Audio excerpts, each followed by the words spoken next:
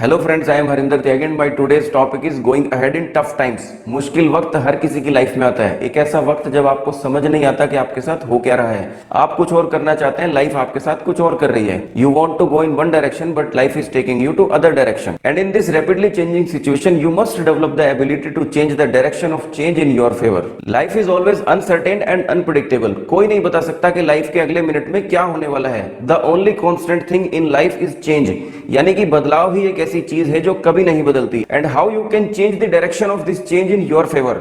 I am giving you some useful tips that will help you. The first point is identify the area. सबसे पहले identify कीजिए कि आपकी life में किस चीज से आप सेटिस्फाइड नहीं है, जिसकी वजह से आपकी लाइफ का बैलेंस बिगड़ा हुआ है। The four most important areas of life are health, wealth, career and relations.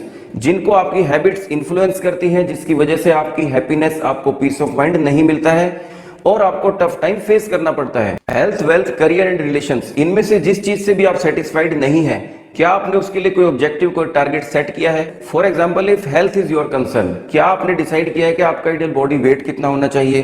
क्या आपने कोई टाइम लिमिट सेट किया है कि आप उसको कितने टाइम में अचीव कर लेंगे? क्या आप उसके लिए मेहनत कर रहे हैं? Similarly, if wealth is your concern, क्या आपने डिसाइड किया है कि आपको कितनी मिनिमम मंथली इनकम चाहिए और क्या आप उसके लिए मेहनत कर रहे हैं? You must set and review your objectives carefully.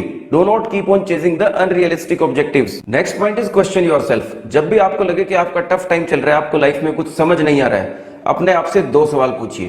पहला, आपकी सिचुएशन के लिए कौन जिम्मेदार है? दूसरा, आपको इस सिचुएशन से बाहर कौन निकालेगा? जब तक आप अपनी प्रॉब्लम्स के लिए, अपनी सिचुएशन के लिए दूसरों को दोष देते रहेंगे, अपनी किस्मत को कोसते रहेंगे, आप लिख लीजिए, आपकी लाइफ में कुछ नहीं बदलने वाला। आप कितने ही एस्ट्रोलॉजर्स को हाथ और माथे की लकीरें दिखा लीजिए, कितने ही राहु केतु मंगल के उपाय करा लीजिए, जब तक आप एफर्ट नहीं करेंगे आपकी लाइफ में कुछ नहीं बदलने वाला। लेकिन जिस दिन आप ये मान लेंगे कि अपनी लाइफ की सिचुएशन के लिए मैं ही जिम्मेदार हूं, आई एम रिस्पॉन्सिबल, और मैं ही अपने आप को इस सिचुएशन से बाहर निकालूंगा, उसी मिनट से आपकी लाइफ चेंज होना शुरू हो जाएगी। आपको कोई रोक नहीं पाएगा। You will be unstoppable. Next point is find your remote control. आप जानते हैं कि टीवी, एसी और बहुत सारी मशीन्स रिमोट कंट्रोल से चलती हैं, लेकिन क्या आप जानते हैं कि इंसान भी रिमोट कंट्रोल से चलते हैं? आपका भी एक रिमोट कंट्रोल है। फर्क सिर्फ इतना है कि वो रिमोट कंट्रोल दिखाई नहीं देता है। आपका रिमोट कंट्रोल इंटरनल है या एक्सटर्नल, यही डिसाइड करता है कि आप लाइफ में कितने खुश रहते हैं। चेक कीजिए कि आपका रिमोट कंट्रोल किसके हाथ में है, यानी कि आप अपनी लाइफ को खुद कंट्रोल कर रहे हैं या कोई और आपकी लाइफ को कंट्रोल कर रहे हैं। अगर आप लाइफ में सेटिस्फाइड नहीं है, अगर आप लाइफ में खुश नहीं है, तो पूरे चांसेस है कि आपका रिमोट कंट्रोल किसी और के हाथ में है। जैसे वो बटन दबा रहा है, आप उसी हिसाब से अपनी लाइफ को जी रहे हैं। इसी मोमेंट से अपनी लाइफ को अपने हिसाब से जीना शुरू कीजिए and take the full control of your life in your hands. Next point is kill the fear. This is human tendency कि जब भी आपकी लाइफ में कोई टफ टाइम चलता है तो आप आने वाले समय से डरने लगते हो। आपको लगता है कि आने वाले कल में कुछ बुरा होने वाला है, आपका कुछ नुकसान होने वाला है, और इस डर की वजह से आपने नया स्टेप उठाना, नया रिस्क लेना छोड़ दिया है।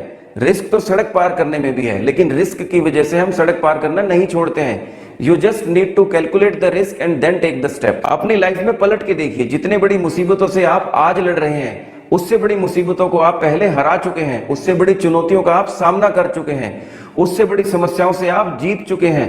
तो जब आप उन बड़ी समस्याओं से जीत सकते हैं तो अपने आप पे भरोसा रखिए, आप इस समस्या से भी जीत जाएंगे। You just need to kill your fear and be fearless. Next point is extremely tight focus.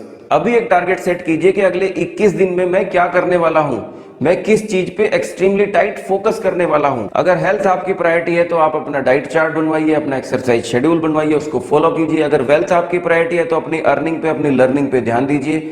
अगर रिलेशनशिप, करियर, जो भी आपकी प्रायोरिटी है, अकॉर्डिंगली एक टारगेट सेट कीजिए और उसको फॉलो करना शुरू कर दीजिए। If you will keep extremely tight focus on a selected field for 21 days, 22वें दिन आपकी बॉडी ऑटो पायलट पे चली जाती है, यानी कि उस काम को करने की आपकी हैबिट डेवलप हो जाती है। This will be your first victory which will make you happy and you will feel good about yourself.